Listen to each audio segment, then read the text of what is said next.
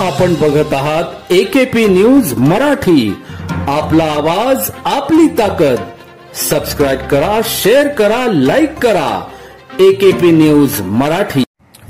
16 November रोजी विधानसभा सार्वत्रिक निवडणूक 2024च्या अनुषंगाने अंबड पोलीस ठाणे हद्दीत पोलीस पथक पेट्रोलिंग करत असताना नाशिक शहर व नाशिक ग्रामीण हद्दीतून हद्दपार केलेला इसम नामे नागेश भागवत सोनवणे हा सूर्योदय कॉलनी मनपा गार्डन जवळ अंबड नाशिक या ठिकाणी वावरत असताना मिळून आल्याने त्याबाबत वरिष्ठ पोलीस निरीक्षक विद्यासागर श्रीमनवार यांना सदरची बातमी सांगितली असता त्यांच्या मार्गदर्शनाखाली हद्दपार इसम नागेश भागवत सोनवणे वय 38 राहणार रूम क्रमांक 12 रिंकी संकुल उपेंद्रनगर सिडको नाशिक या ताब्यात घेऊन पुढील कारवाई कामे अंबड पोलीस ठाण्याकडे वर्ग केले.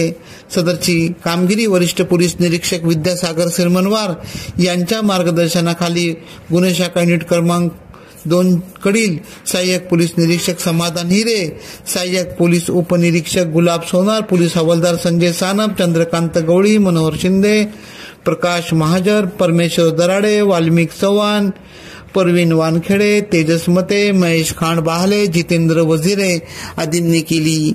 एकेपी न्यूज साठी ब्युरो चीफ अनवर खान पठाण, नाशिक.